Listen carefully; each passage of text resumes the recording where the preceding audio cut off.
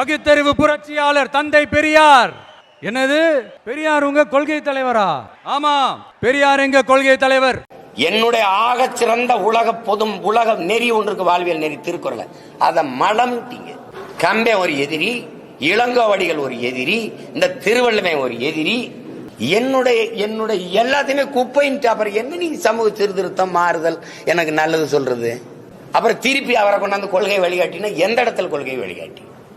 உனக்கு உடல் இச்சை வந்தா பெற்ற தாயோ மகளோ அக்காவோ தங்கச்சியோ அவர்களோட உறவை வச்சுக்கிட்டு சந்தோஷமா இருன்னு சொன்னது பெண் உரிமையா? அடிப்படையே தப்பா இருக்கு. இருக்கா இல்லையா அதை மட்டும் பேசு.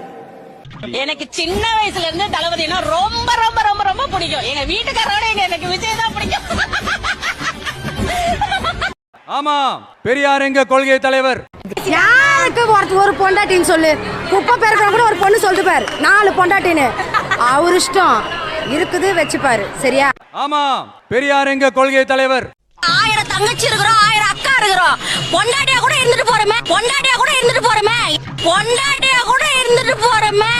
எங்க தளபதிக்கு நாங்க நிப்போம். தங்கச்சி சொல்லுது எங்க வீட்டுக்காரரை விட எனக்கு விஜய் தான் பிடிக்கும். இன்னொரு தங்கச்சி சொல்லுது குப்பையில் ஆட்டோ ஓட்டுறவன்லாம் 2-3 பொண்டாட்டி வச்சிருக்கும் போது அவர் வச்சுக்க கூடாதான்னு சொல்லுது.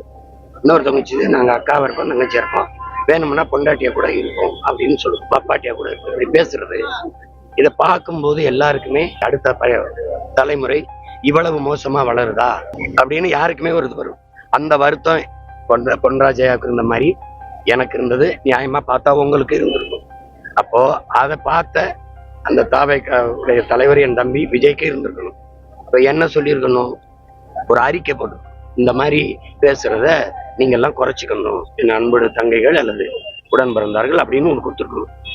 அதை அவர் கண்டிக்கல. அடிப்படையே தப்பா இருக்கு.